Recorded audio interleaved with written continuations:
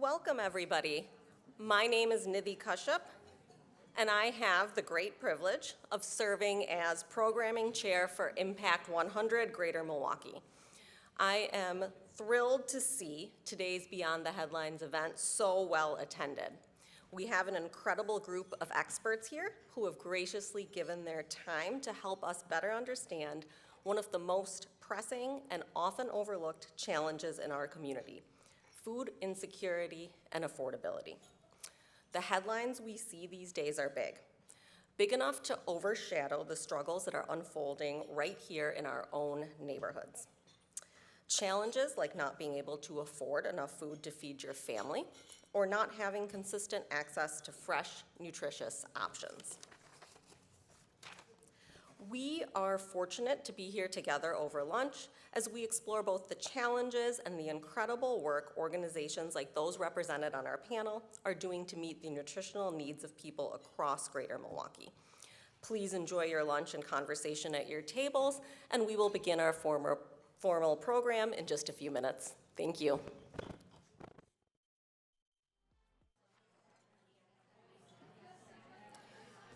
Good afternoon, everyone. Please do not stop enjoying your lunch. Continue eating throughout the program, but we are going to get started here.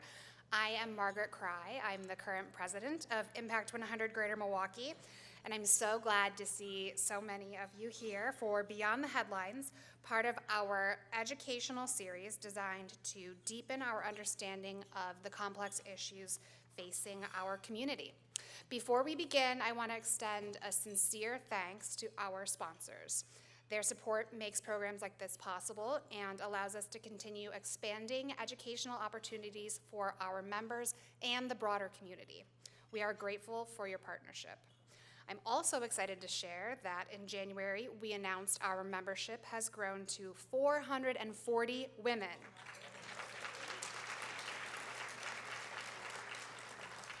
That means that on June 2nd, at our annual awards celebration, The Big Give, we will collectively award $440,000 in grants. That milestone reflects the power of informed, engaged philanthropy. Women coming together to make a tangible impact in our region. We are especially thrilled to welcome the many new members who have joined this year. One of the most meaningful aspects of Impact 100 is the opportunity not just to give, but to learn, to better understand the systems, the challenges, and organizations shaping our community. Today's topic, affordability and food insecurity, has increasingly been in the headlines. But beyond the headlines are real families navigating things like rising food costs, benefit cliffs, and difficult trade-offs. We are very fortunate to have leaders here representing government, regional food distribution, nutrition education, and community-based organizations to help us better understand how these systems intersect and where gaps remain. And we are especially fortunate to have Michelle Ford, Director of Health System Partnership at Feeding America Eastern Wisconsin, moderating today's discussion. Please join me in welcoming Michelle to the podium.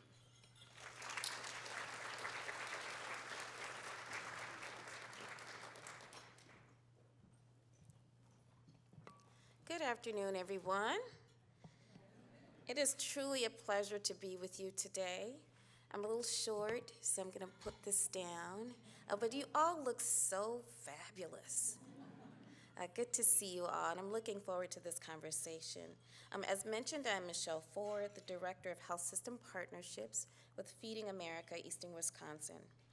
My work truly focuses on strengthening partnerships between healthcare providers, community organizations, and hunger relief systems and community-based organizations so that food access is recognized as not just a charitable issue, but as a critical social determinant of health. And also recognizing that food distribution in banks and pantries are truly a part of our emergency relief system. So wanting to make sure that you understand that to distinguish between, a food pantry and food banks and grocery stores, okay? Before we get to our discussion, I want to share a bit of ground setting in terms of context. When I think about my organization, Feeding America Eastern Wisconsin, we serve about 35 counties across eastern Wisconsin, operating in two distribution centers, one in Milwaukee and one in Appleton. Through a network of nearly 400 pantry partners, shelters, and meal programs, we help to distribute roughly about 40 million pounds of food annually to more than 500,000 individuals. Now, that scale tells us something really important, that food insecurity is not isolated, it is systemic, and it touches urban, suburban, and rural alike. Our network spans emergency food distributions, federal nutrition programs. We do mobile pantries, pop-up access sites. We even provide access through online ordering systems. We leverage these tools to partner with health systems and others to provide nutrition-focused programs and other interventions to support access to food. We connect with the community-based organizations, health agencies, health systems, because hunger, like mentioned, does not operate in a silo. Typically, if someone has an issue with food, they might have an issue with something else. Families navigate grocery stores, clinics, schools, farmers markets, and pantries, often all within the same week. Which brings us to today's conversation. Food insecurity is no longer just about access. It's about affordability, stability, dignity, and health. Rising costs, housing pressures, transportation, and benefit cliffs are reshaping how families experience hunger. I want you to think about how you personally are impacted by the rising cost of food every day. How often do you go to the store and not spend more than $100 or less than $100?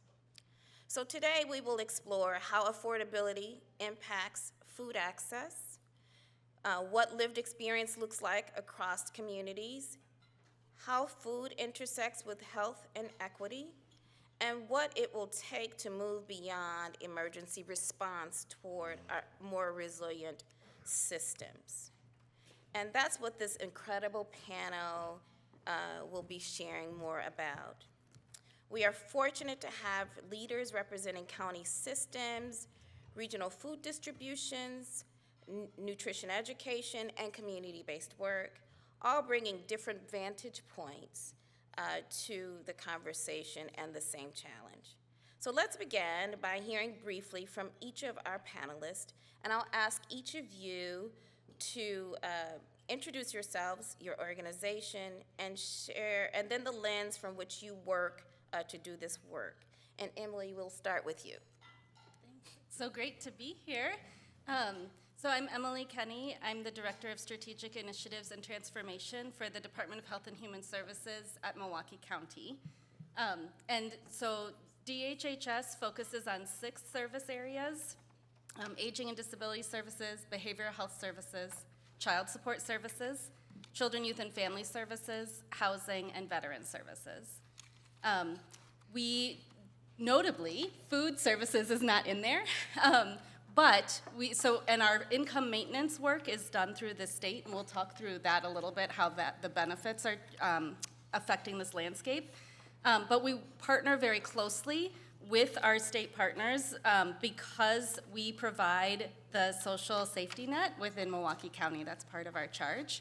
At the end of last year, the Milwaukee County Board of Supervisors passed a resolution around food apartheid in Milwaukee County and directed both Department of Health and Human Services and our Office of Equity to come up with some recommendations about what they can do and what we should be doing collectively to address food apartheid within the county.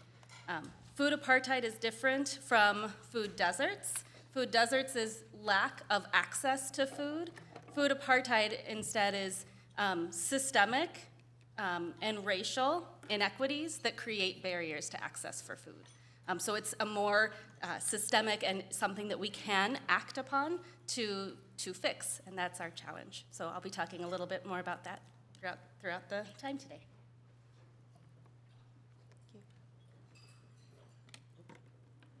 Jonathan Hansen. I'm the Chief Strategy Officer at Hunger Task Force.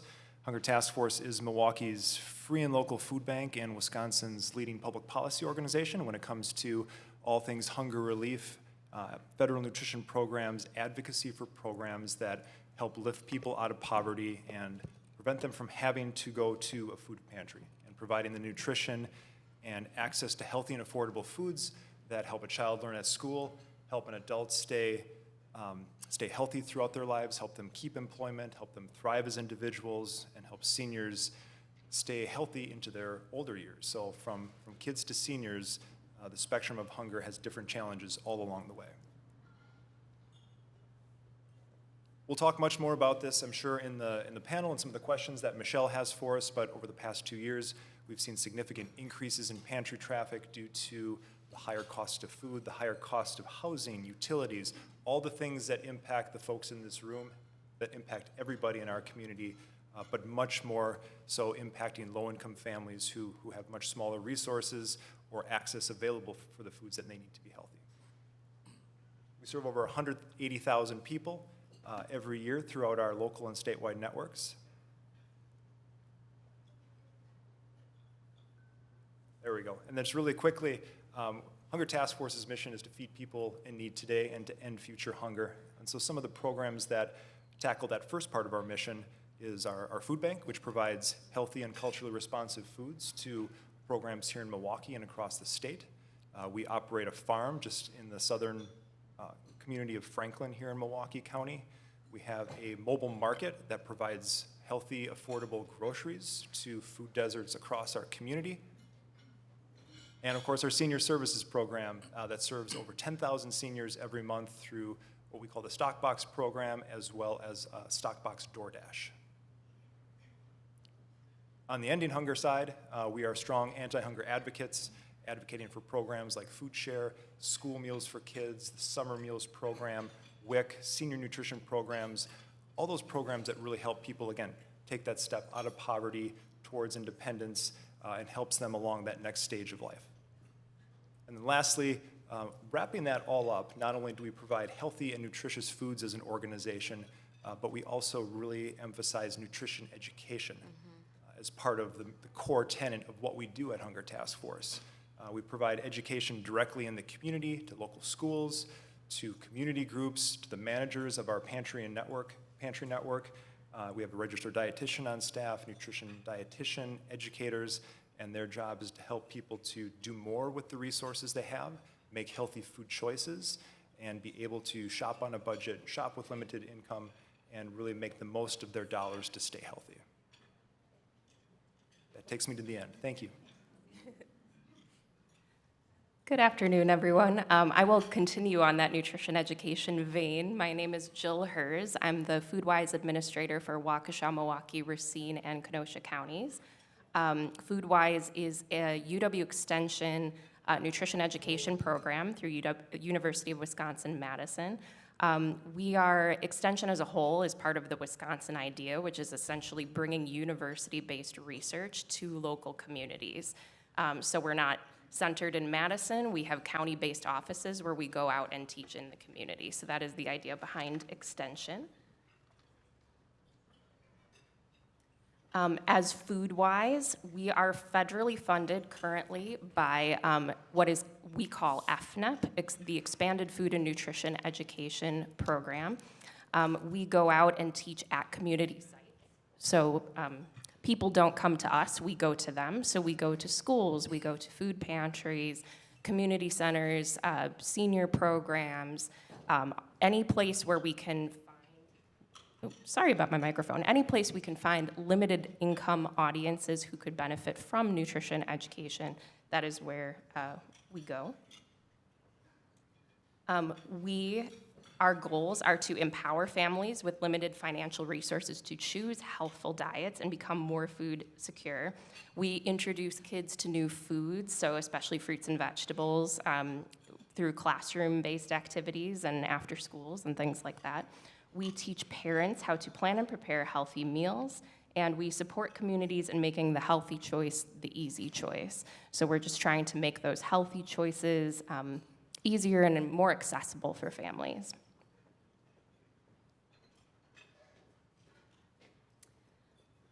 As you can see from the map here, anywhere where there is kind of turquoise is our scope for the FoodWise program in fiscal year '25. The scope has, when we had this funding, our scope was 35,000 program participants in a year. Our scope has now reduced to that area that is just in stripes because of a federal funding cut. As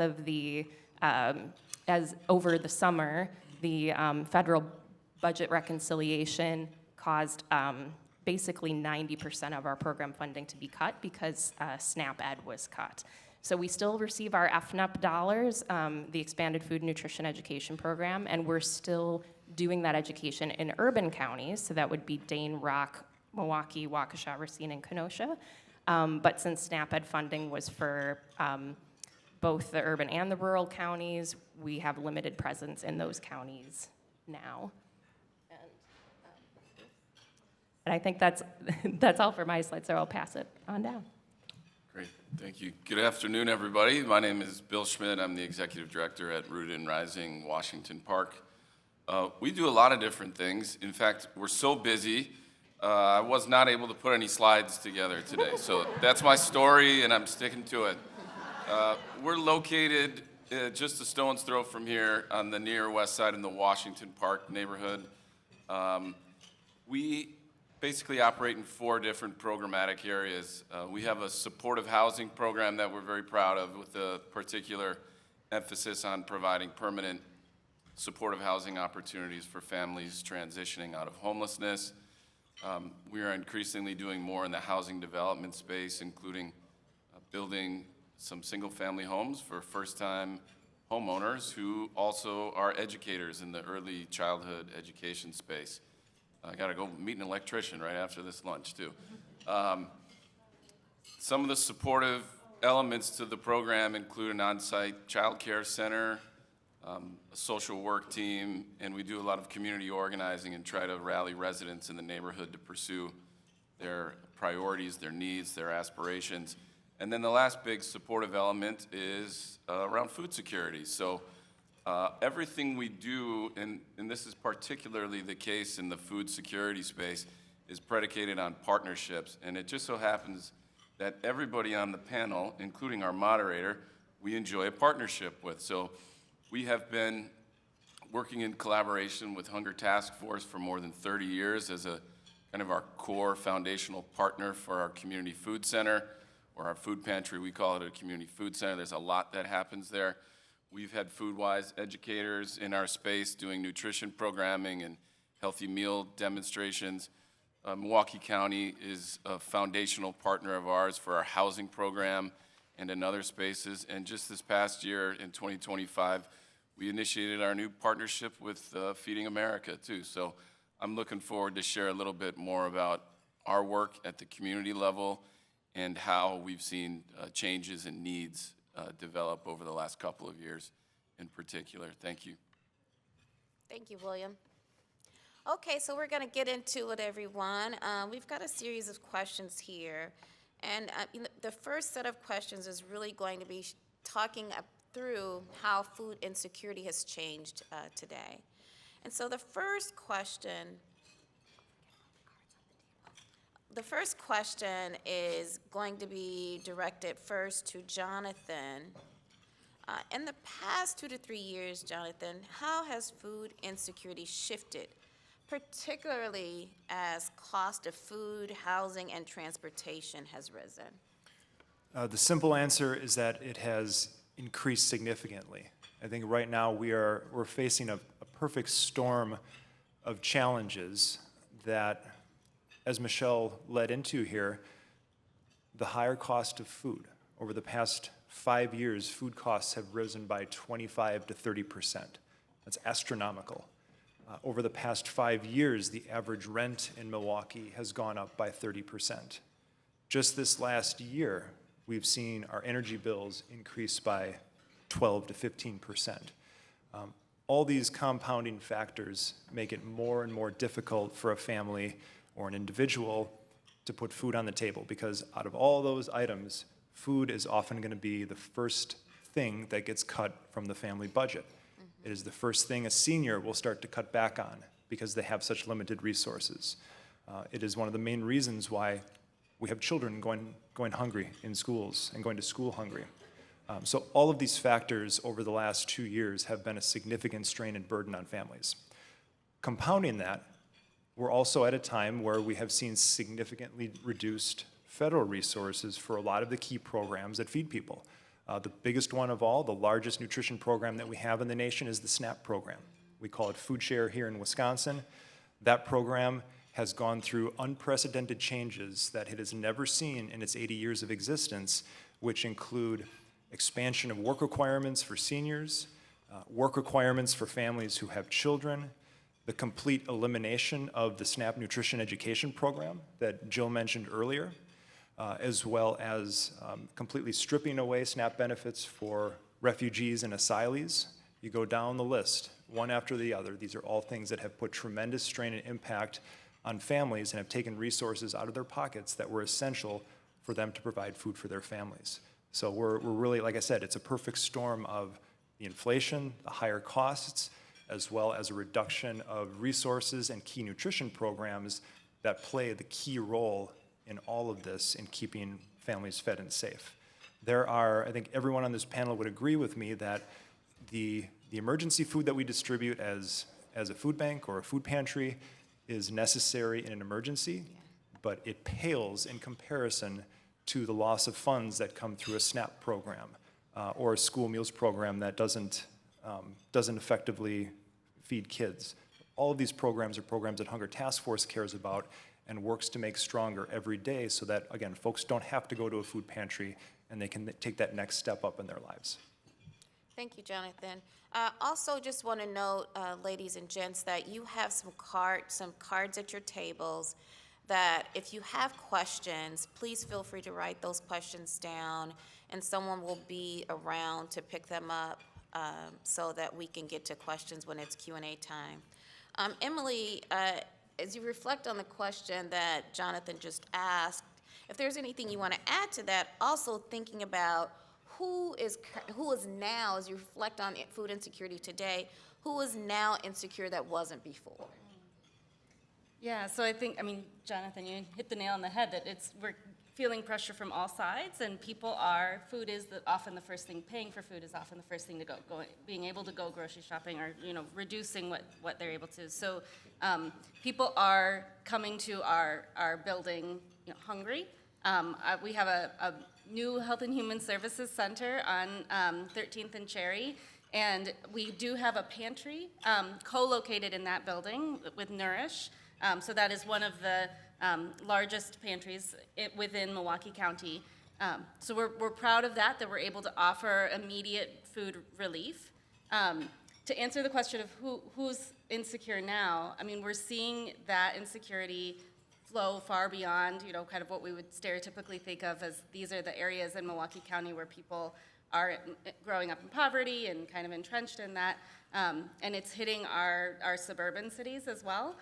People are more and more feeling the pinch in their budget. Sure. We're seeing more people that are in need of food support and frankly, economic support. Sure.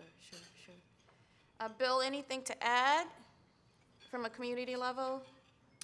Sure. Let's go down a trip down memory lane here. I know Now, Bill, we got 20 minutes. Yeah, no, this will be quick. It'll be real quick journey to a place everybody wants to go back to, COVID. Oh, Just kidding. no. Just to emphasize, we have seen all the fluctuations at the community level in terms of usership of the community food pantry model. Immediately when COVID hit, huge spike. Then you saw all those additional benefits go out through Food Share. Had an enormous impact. We were we had the lowest levels of usage of our food pantry for probably a full year. And then when those went away, summer of 2024, if I'm not wrong, steady uptick. And then these pressures that Jonathan is talking about, we're through the roof. It is putting extreme pressure on our staff and our volunteer network just to maintain what is in effect a small community grocery store on a weekly basis. So you see the stories, you hear the figures at the community level. It's exactly what we're experiencing as well. Sure, sure. So now let's take a minute to talk about the issue of affordability. And I'll start with you, Emily. When we talk about affordability, what does it mean in practice for families navigating the public systems right now? Yeah, so I think, I mean, we all have our own budgets that we're kind of putting together. And for a family budget, especially one that is struggling with affordability for all these different things, they're kind of piecemealing all these different benefits together and piecemealing what they have available to try to figure out how to make ends meet month to month. I'm sure that I'm preaching to the choir here that, you know, for the folks that come through our doors, often it's not a matter of just budgeting, it's that the math doesn't math, right? Being able to put all of these things together and just in terms of how costs are rising and benefits, there are more and more restrictions being put on benefits, that budget sheet is looking more and more bleak. And so what that means is that people are having to make decisions that they have always been hard pressed to make, but it's getting more difficult, and there are fewer options in terms of public benefits as we're looking at these cliffs that people will be able to avail themselves of. So I think Jonathan had kind of touched on it a little bit, but we're looking at increasing work requirements for SNAP, which means that those haven't gone into effect yet. But as those come, we're going to see fewer and fewer people be able to access those, and we're going to have more pressure on pantries. At the same time, this isn't about Medicaid, but those work requirements also pertain to health insurance, and so we're going to see an increase in potential need for free and community clinics because health insurance is not going to be as available as it is now. And rents continue to rise with no increase in housing benefits. We don't have an investment in housing assistance dollars. And so we are looking at a situation where we're going to need, I think, as a community, and certainly Milwaukee County is working on figuring out how we can be a part of this to make sure that we can still care for and make sure people get their needs met, even though those benefits are not going to be as available as they were before. Yeah, I want you guys to be thinking about the systems navigation that we're talking about here. You know, it's one thing to hear about changes, right? But thinking about the systems that drive, those policies and systems that drive action. And so when you think about a person trying to navigate, first of all, not understanding the policies that drive the systems, but then understanding how to navigate during the change and how you would do it versus someone who's trying to figure it all out. So Jill, if you could just speak to that question about affordability through the nutrition and education lens.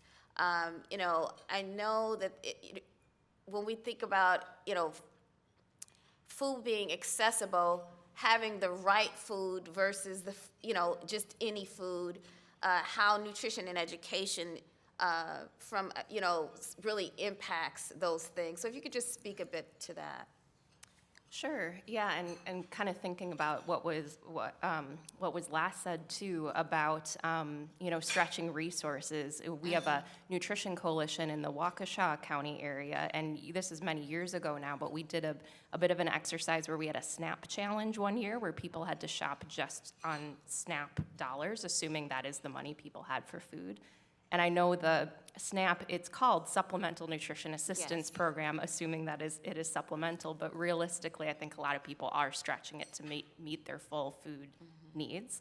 And when there are changes, just like any change that happens to any resource, it could be SNAP, it could be some other food resource that they're utilizing, there are trade-offs then. So it's sort of a game of, well, what do they hold off on, whether it be fixing a car or some other kind of repairs that need to be done, or healthcare services or things like that.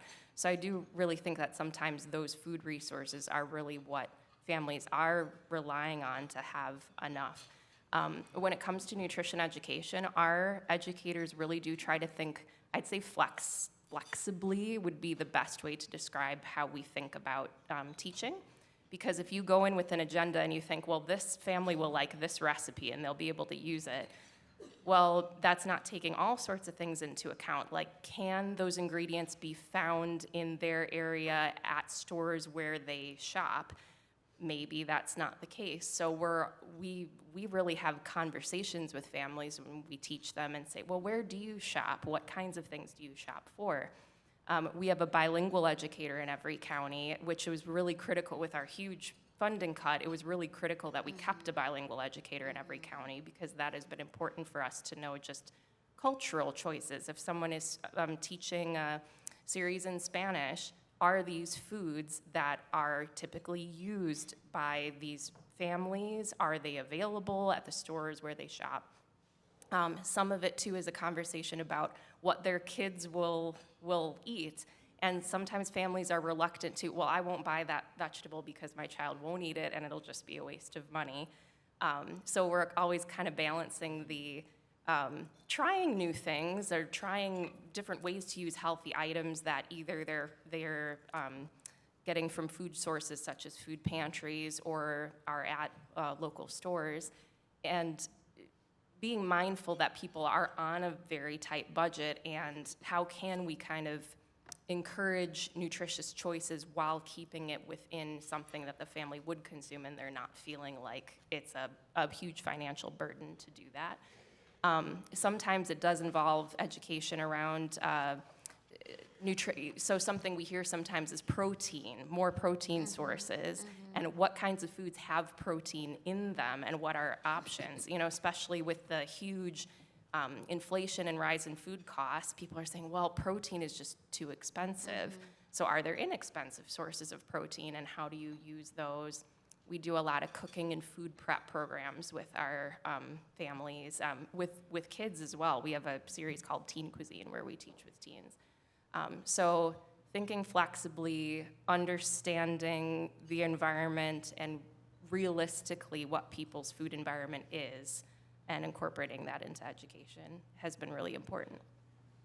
Bill, do you see any trade-offs as you working with the community, any trade-offs that the community are making or families are making and trying to make sure they get food on the table versus something else? What do you see people are making decisions about, tough choices? Yeah, absolutely. I think, as folks have pointed out too, I think a lot of these challenges have been exacerbated just by overall economic conditions and inflationary pressures over the last few years. And yeah, the trade-offs are very real and very difficult. And, we work with a number of families and individuals throughout the neighborhood. And most of the folks that are coming through the food center are working 1, 2, 3 jobs and really doing everything in their capacity to meet the needs of their families. But as Emily said, like, the math just doesn't work out for too many families these days. And so, I think the role that we play at the community level is important, but it's not a solution. And I think for everyone in the room too, whether it's your professional networks or friends and family, collectively as a community, we've got to come up with some new models to really try to get at the root causes of some of these issues. And so the Washington Park neighborhood, you may have seen a lot of attention in the news lately for a lot of our near north and northwest side neighborhoods, where been experiencing a series of grocery store closures over the last several months. And those stores aren't coming back. But I think we have an opportunity to try to think bigger and think differently about what kind of a model might work. And it's going to, again, require a lot of collaboration, probably public-private partnerships to look at different models that we can implement at the community level, because there are certain people that it's easy for them to drive down to Miller Parkway or maybe to Wauwatosa or somewhere else to go to a store, or even to order some things. But there are so many people that don't have access to regular transportation, and to take like a $20 Uber to the store, 10, 12 miles away and back is it's a backbreaker. And so these are the kinds of challenges that our most vulnerable families and individuals are confronting on a daily basis, and it's imperative that we collectively do something to address it. I agree, Bill. I've worked across the country consulting around these kinds of efforts nationally with health systems, and I will say that, I see this trend that donors and others alike are trying to figure out how, rather than we work separately in spaces, that we figure out a way how to build hubs of services so that it becomes a one-stop shop for opportunity to access resources. And so, while we might have 400 pantries in the community, are they strategically connected to particular populations in need? Is there a place that's providing services for groceries, somebody that's providing access to transportation? Is there somebody that's there providing access to other resources, so that a person that has a transportation issue, when they get transportation, can go somewhere and get most of their needs met? And so, as we think about partnering in this community, that's one of those things that, national research is saying to us, we've got to figure out a way to build a service delivery model that's collectively impactful.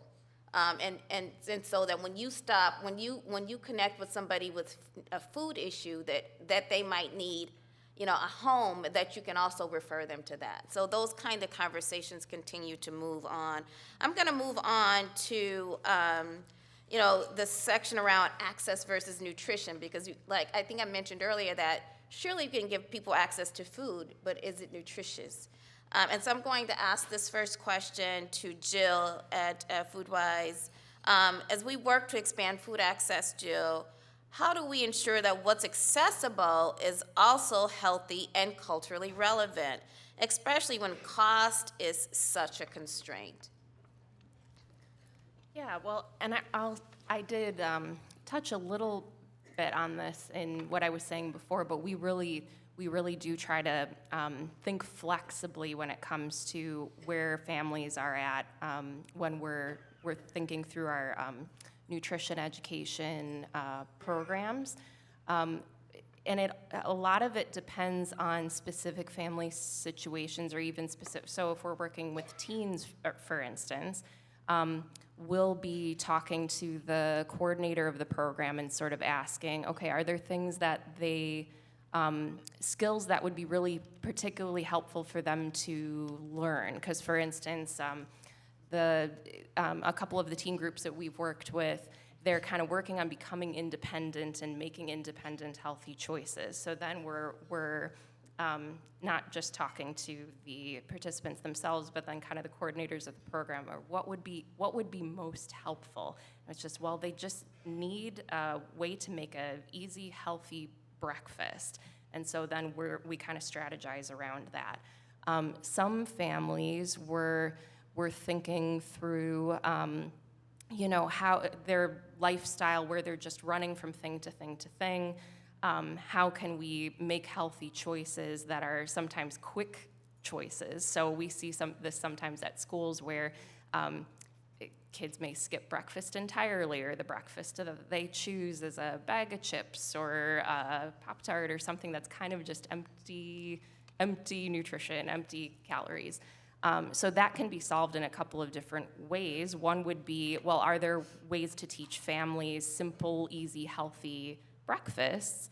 But if that's not accessible just because of lifestyle, maybe it's having robust school breakfast programs that are healthy, that kids can take part in, that they can also access. I know now school breakfast programs are a little bit more common. It used to be a little bit less common, and sometimes people or kids couldn't take part in them because they arrived too late for school.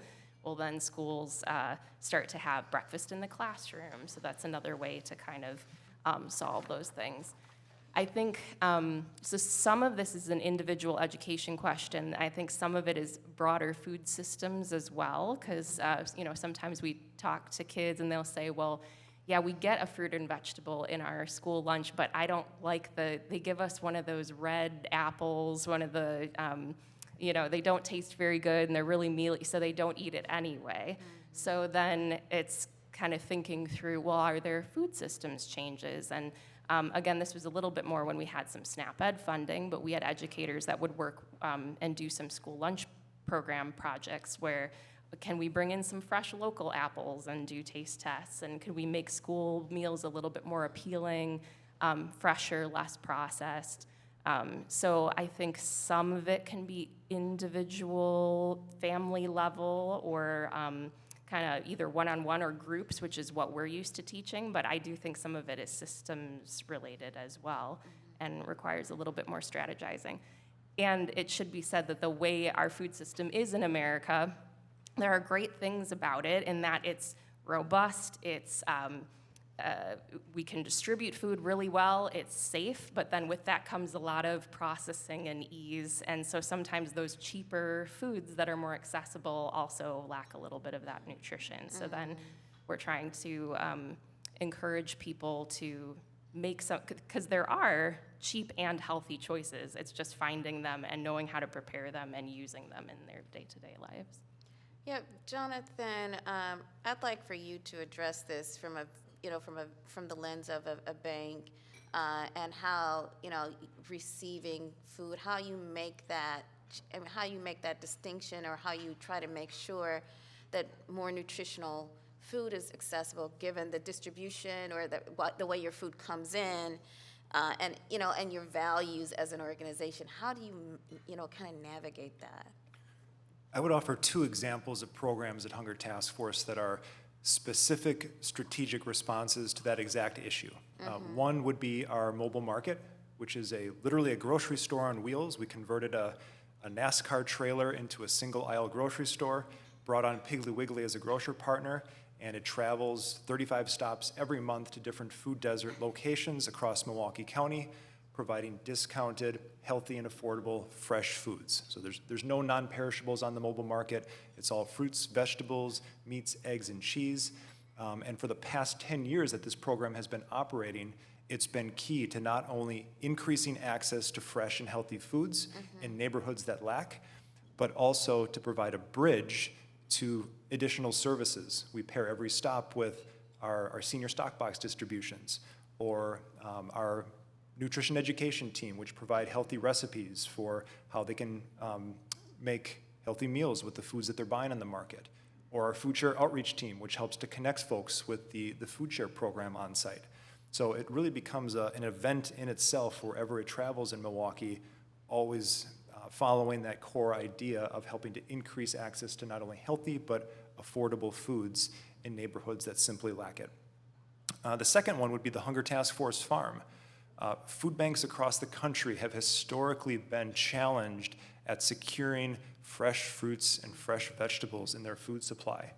So about 15 years ago, we formed a partnership with Milwaukee County and established a long-term lease at the farm in Franklin.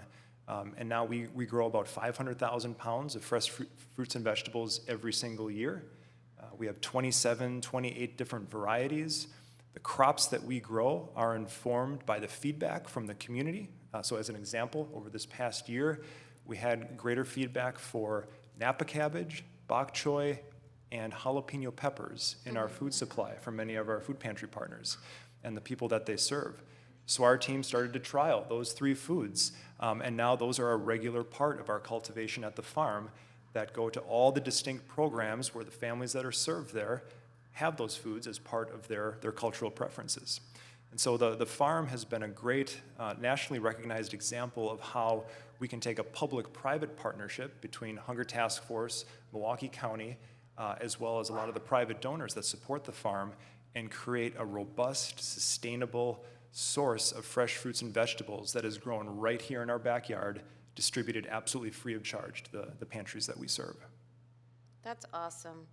Because, you know, sourcing from local places is so critical, making sure that people can get access to that fresh food, those fresh produce immediately versus trying to source from another state or country, and by the time the food gets here, you know, we have to throw it away. So it's nice to know that that's happening. Very good, thank you.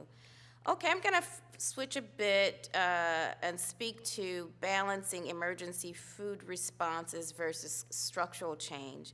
I'm gonna first direct this question to Bill. Bill, can you just speak to how we balance immediate food emergency needs with long-term strategies that address affordability and economic stability? I know that's a lot, but if you could just think through, you know, there's that upstream and that downstream, right? You meet them in the emergency space, but how do we address systemically some solutions or identify some solutions that we can make sure over time that people don't necessarily need that emergency service? Yeah, that is a good question. It's a tough question. The questions were circulated in advance, so I don't have a real excuse to not have a good answer prepared here for this, but I'm going to do my best. But first, let me also put in a quick plug for the Hunger Task Force Farm. If you haven't been there, you got to go. We take our team there every year now for the last 3 years as kind of team building exercise. So cool. Check it out.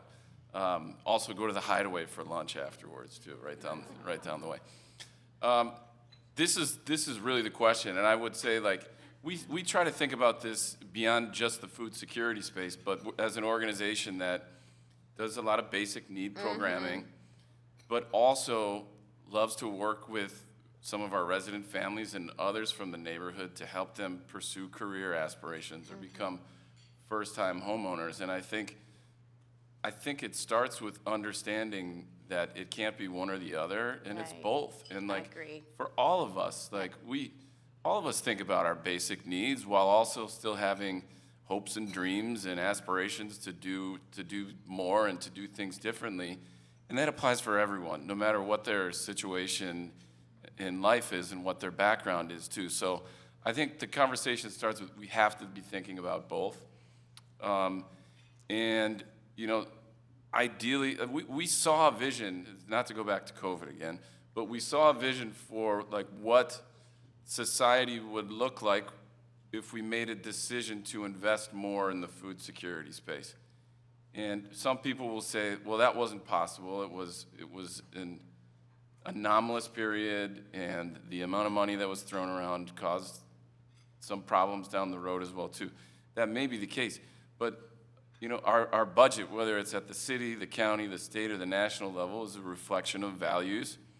And I think we have insufficiently valued the food security space, along with a lot of other areas, especially for low-income communities, both urban, suburban, and rural, too. And so I think it's a real challenge for us as a society to figure out how we express those values in ways. And it, again, it's going to require a lot of partnership and collaboration and nonpartisanship. And those are really difficult pathways to see right now. But if we're going to get there, I think it's the only way. You won't get any dispute from me about that. Emily, would you just speak a bit from a policy perspective, how we might be able to get there, you know? Yeah, I mean, I think so. Yes, Bill, yes. I think when we were challenged with this, like, what are we going to do about food apartheid piece, I personally hadn't really dealt in the food space before. I came from housing, So I, felt like I knew a lot about that. And I was surprised, and maybe shouldn't have been, that the answers are actually very similar. And it comes to economics.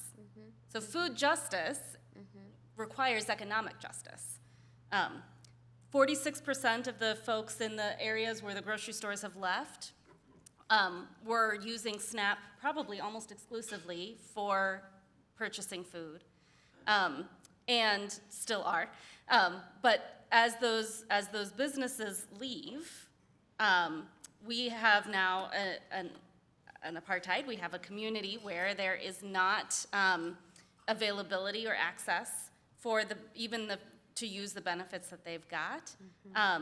And those businesses, part of their decision to leave is probably most of it is an economic one. How much profit are they making? And so when people don't have enough to be able to spend in businesses, then businesses leave and they're left alone. So part of the solution must be thinking about how we have economic justice for individuals and for families. I think part of the solution is also thinking about how we support small businesses in especially communities where food apartheid exists, and how we can support those small businesses, community businesses, perhaps some kind of public-private thing. We're kind of throwing these ideas around. Maybe there's some new community-owned ideas has been thrown around. Like, can we have a community-owned space? But being able to think about how do we invest in the business structure that will be able to stay in community, while we also need to make sure that individuals and families have justice, whatever that looks like, economic justice. And that's for food, for sure. It's for other issues as well. Absolutely, because it is, the infrastructure issue, right? What is the model? What is the business model? Because we are a culture of business. What is the business model that incorporates a collaborative partner, all of the collaborative partners? How do we effectively look at a model that integrates all of the partners and build a model that successfully leverages the resources available to totally impact? And that's the challenge sometimes in our culture, is that people are afraid to partner, right? People want their stuff. But when you think about, if we truly want to transform, how we work in our society, that we have to be willing to bring those silos down and truly work for the benefit of our community. Jonathan, anything to add to that? And if not, it's okay. I think they all said it pretty well, so. Yeah. Just another reminder, ladies and gents, that if you have questions, please write them down. We're going to get to our last question and be ready for your questions shortly. The last question really is kind of similar to the ones I just recently asked, and it's around systems and partnerships. I've been badging on that. So, Emily, I want you to talk about, what's working currently, and where might there be gaps? I mean, I think that there's so much that we should be proud of throughout Milwaukee County. So certainly the mobile pantry is one of the things that is working, to have that be able to come to people instead of people having to get to standalone sites. We have an amazing pantry network, I think. And we also have something we haven't talked about yet, but there's a program called Market Match, Milwaukee Market Match, where people are able to have SNAP, they're able to use SNAP and then get additional dollars toward fresh fruits and vegetables. And the utilization of that benefit has increased, almost doubled over the last year. So continuing that. I think that we have, so this is why I love Milwaukee. We have some amazing community groups that are coming together and saying, hey, this isn't okay. This is in my community. So one that comes to mind, there are others, but the Metcalf Park Community Bridges. team that was really the group behind the kind of this resolution around food apartheid. They have really built brought partners from all over different spaces around food, grocery stores and pantries and, people work in government and neighbors and I think that there's real strength in that. And I see it as my job is to lean into that. We should be leaning into that and supporting how we let community direct what we do because they're pretty smart. So I think we've got a lot going for us. Sure, Emily, it's so neat that my 82-year-old mother attends a senior center 3 times a week. She retired really a long time ago, but she looks forward to going to the center, and she won't go anyplace else except the center. But because she loves it, because when there are changes that are getting ready to occur, that the county comes in and talks to them, and she was quite a bit of an advocate in her day. And when I talked to her about her day, and she tells me that they came in, they were going to try to put some housing up around here, and we told them no. And she really appreciates that time to lift her voice up as a retired 82-year-old feisty lady. So thank you for that. Is there anything anyone else wants to add to that as it relates to policy? Anything that's working well? Anything that you see on the horizon in terms of opportunity that could be leveraged? And I'll ask any of you who want to add to that. Feel free at this time. I could add a recent example of, following the policy and advocacy work all the way through to the execution of the benefit of the food system and our local economy. But last year, Hunger Task Force, along with Feeding America and a lot of anti-hunger advocates across the state, came together following the federal elimination of the Local Food Purchasing Assistance Program, which is a program designed to provide funding to food banks to buy food from small to mid-sized Wisconsin farmers and producers. We came together and advocated for a food buying grant in the state budget, which was approved to the tune of $10 million over the next 2 years in the state budget. Hunger Task Force was awarded a grant, Feeding Wisconsin was awarded a grant, and right now we are putting into play the execution of purchasing, using 100% of those funds to purchase foods from small to mid-sized farmers, ranchers, producers, cheesemakers, and all those foods will be distributed free of charge to our local network here in Milwaukee County, as well as hundreds of organizations across Wisconsin, small food pantries, members of tribal nations, all in an effort for really the win-win scenario of feeding hungry families, but also supporting our local agriculture, which also suffers in this economic climate. So we've found really great common ground with not only all of our partners across the state and a unified message that this is something that we need as a state, but also something that really had bipartisan support.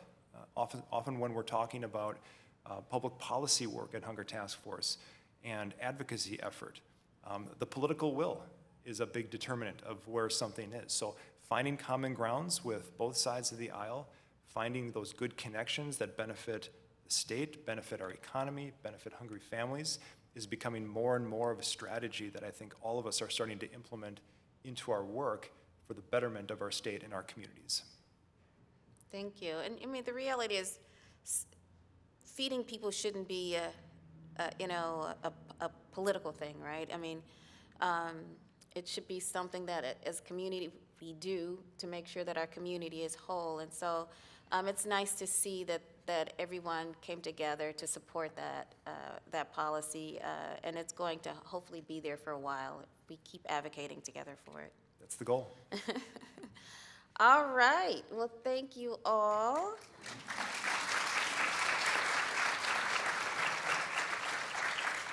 I have a few questions here from the audience, and I'm going to start with you, Emily, and asking, how can the members of this audience help? Does donating dollars help more than shopping themselves to donate food? should we contact our elected officials? Like, what is the ask? How do they respond? How do they support? Good question. So I think, I don't want to speak for the food banks and pantries here, but dollars generally helps more than food because they know where those dollars need to go. So if you've bought a whole bunch of, green beans and so did everybody else, they may need something else and wanting to make sure that we can be flexible and responsive to the people that are receiving food from those resources. Dollars can help help them give that flexibility. I think one thing that would be helpful in terms of this cliff that we're looking at is talking about it. I think that there's a lot of rhetoric around, those people that get those benefits, and so kind of they have to figure that out. But really, we all will benefit if we are all healthier, right? We all need to be healthy to be able to have that, a robust community. And so the changes matter, and certainly in terms of advocacy, the look out for and I'll let my colleagues here talk about kind of how to follow bills, but be on the lookout for those, and certainly raising your voice to our state legislature and our federal government is helpful. You can also talk with those that you know about how this cliff is happening, right? If you need assistance with figuring out work requirements, there are folks with Hunger Task Force and with Feeding America that can help people navigate that so that they can keep their benefits. So just getting that word out, if you don't know someone personally who might be going through that, but talking with your friends, like our circles are, this is a small city, right? So talking about it will help get the word out so that people know where to go when things end or if they get a surprise. And then certainly being able to lift your voice up to let people know that this impacts us all, and we want a healthy, thriving Milwaukee County. So that takes all of us being healthy. I want to also, too, just make a distinction so that sets some understanding the difference between a food bank and the difference between a pantry. And food banks provide access to food for the pantries, and then the pantries distribute the food. So typically banks are the distribution center to make sure that food gets to the community directly through the pantry network. So I just wanted to make sure that there was a distinction so that you understand that you don't, confuse the two. Okay. Anything to add on that, Jonathan, you guys, around what can people do to help? I agree with everything that Emily said. Dollars are obviously important. Volunteer time is important. The gift of your voice as an advocate is important when it comes to speaking to an elected official about something that's really important that impacts your community and why you're either for something or against something, no matter what it might be. But I just think that the fact that all of you in this room were willing to come here today and invite us to share more about our work and to learn more about it, to me, that is the biggest thing that we can accomplish today. And taking this home and telling a friend, telling a family member that today I learned that 1 in 4 kids in our community are facing hunger. And that's a really serious issue. The average senior receives anywhere from $16 to $20 a day of food share benefits. So when someone talks to you about people are getting all this money through food share and it's, they're buying all this lavish food, $16 a day is the average. So think how far that takes you in a grocery store. Usually it's the first couple stops in your produce department. So take some of those things back with you, share them with your family and your friends, and then decide what makes best sense for you to take action. We all have our own time and talents and treasures that we can use.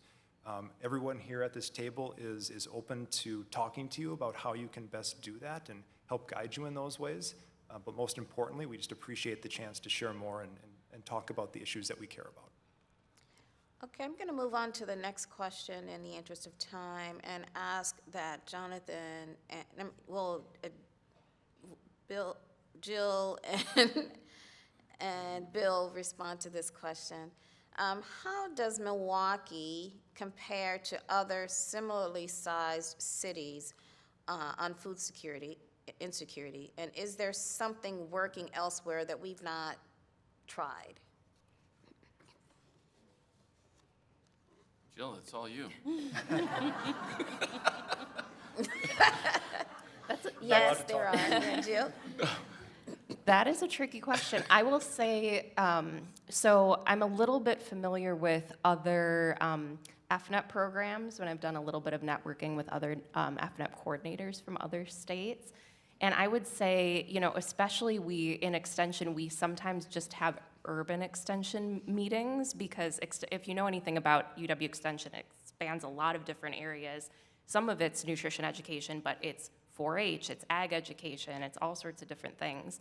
And different areas of the country are vastly different when it comes to geographies and the areas that they're serving. So an urban extension program is going to look much different than a rural extension program. Rural extension is just dealing with lots of different issues. For instance, they might have more ag educators in a more rural area as opposed to urban extension programs, which are focused more on you know, problems in more urban areas. I would say that a lot of what I've talked to other FNEP coordinators about has been we just have similar problems. Yeah. You know, it's Yeah. similar.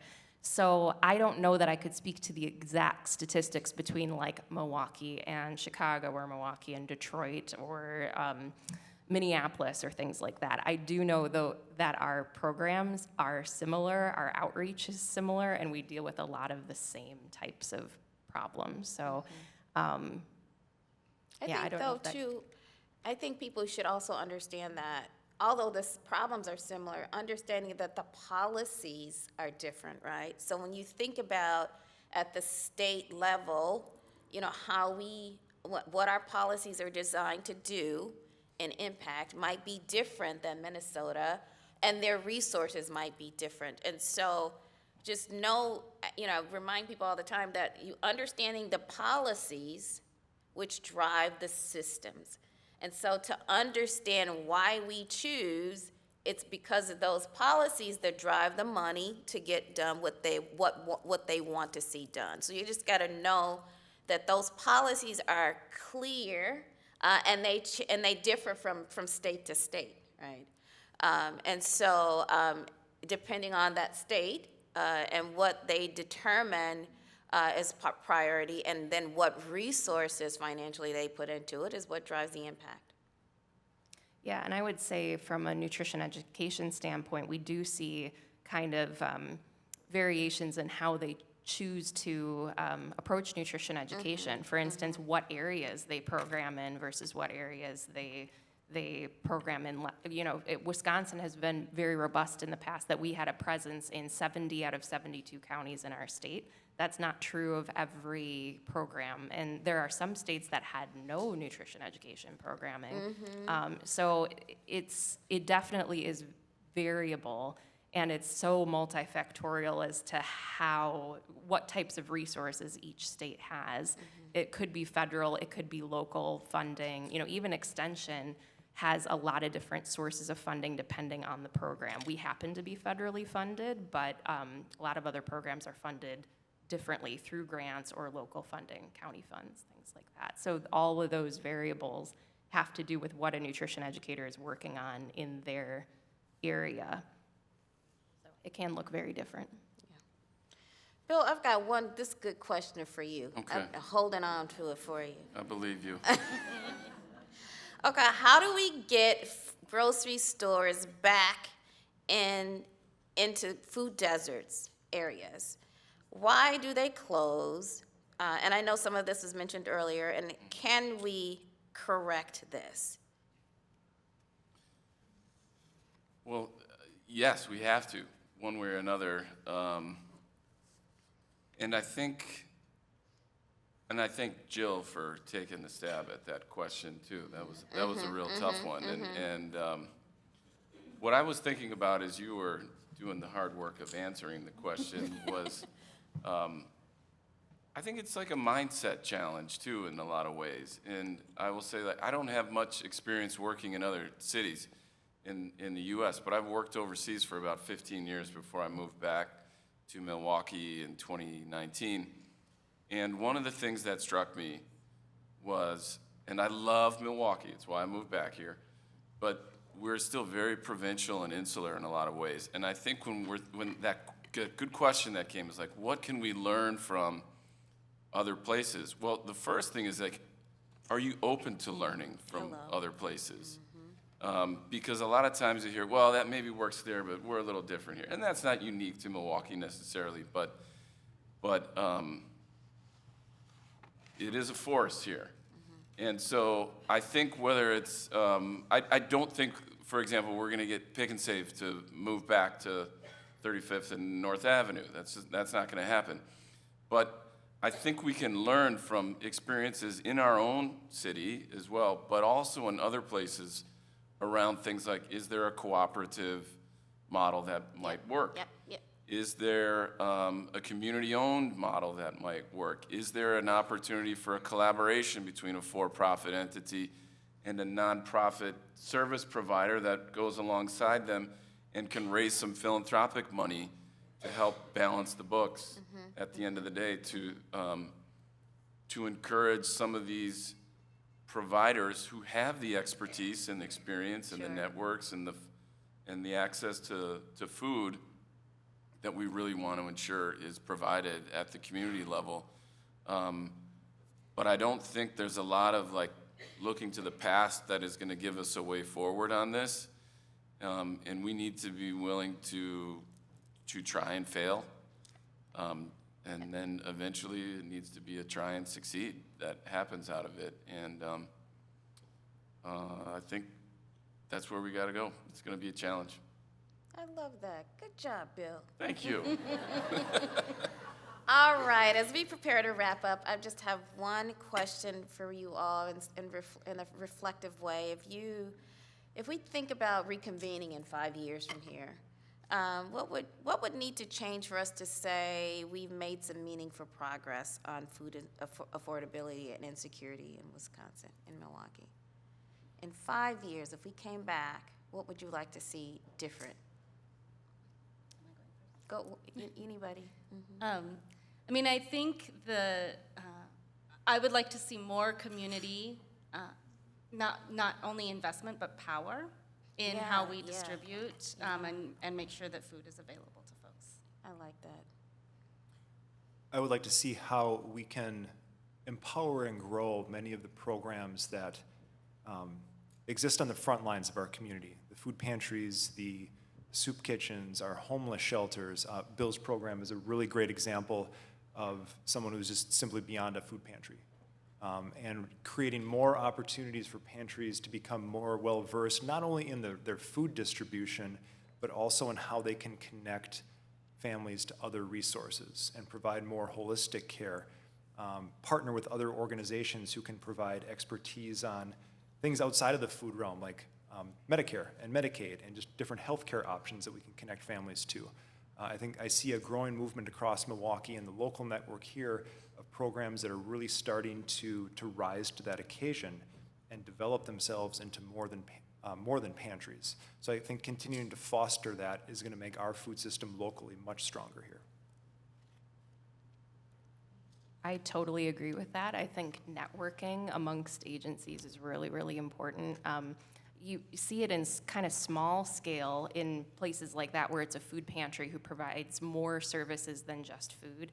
I've seen that at schools and Head Start programs too, where they sort of really worry about their family situation and think, okay, how can we meet all of their needs as much as possible? So they need a free dental resource. Can we connect them to the local dental clinic? They need food resources. We need to think about, immunization clinics and things like that. And they're trying to sort of help them meet all those resources on site so that they're not having to worry about transportation or time because they're working 2 jobs or whatever it is that is the obstacle. They're trying to remove those barriers. So you see that in a small scale, sometimes just in even individual sites, like an individual food pantry or an individual school. But it would be really cool if it was more robust and, almost community-driven. You see that a little bit more in coalitions where other agencies are talking to one another and making referrals and saying, oh, we don't do that, but I know someone who does. And the more robust we can make that, I think the better we can meet people's needs. Thank you. Bill? I think, food security at the local level ebbs and flows based Yeah. on a variety of different factors, of course.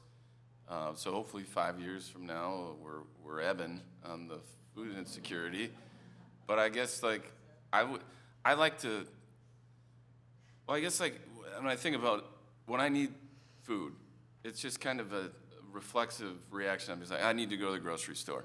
But for a lot of people, I wish more people in 5 years would be like, I need to go to the store. I need to get this. And it wasn't something that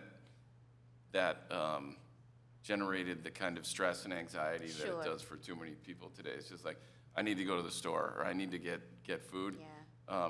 For a lot of us, that's just like something to figure into the day, but it's not like a source of stress or anxiety. So hopefully there's far fewer people that are in that boat 5 years from now. I agree. Can you all please give them a round of applause?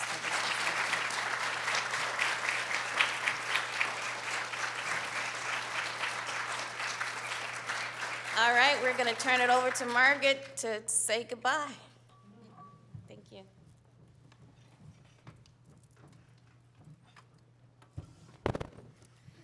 Thank you, Michelle, and thank you to each of our panelists for your valuable insight, your expertise, and the work that you do every day to strengthen our community.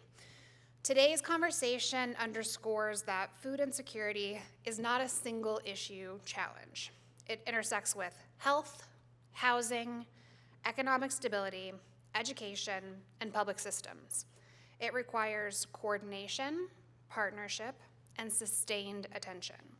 Beyond the Headlines is designed to help us better understand these complex issues, not simply to observe them, but to become more informed participants in our community. At Impact 100, informed philanthropy leads to stronger philanthropy. The more we understand, the more intentional and impactful our collective giving can be. We want to thank the Wisconsin Club for all their help today, the servers, the valet parkers, the kitchen staff for providing us with this wonderful lunch. To our panelists, thank you again for sharing your time and your perspective. To our sponsors, thank you for making this program possible. And to our members, thank you for your continued commitment to learning, engaging, and investing in meaningful change. We look forward to seeing many of you again on June 2nd at our annual awards ceremony, The Big Give, when we will collectively award $440,000 in grants and celebrate the power of women giving together with shared purpose. Thank you again for being here today. Please join me in thanking our speakers one more time.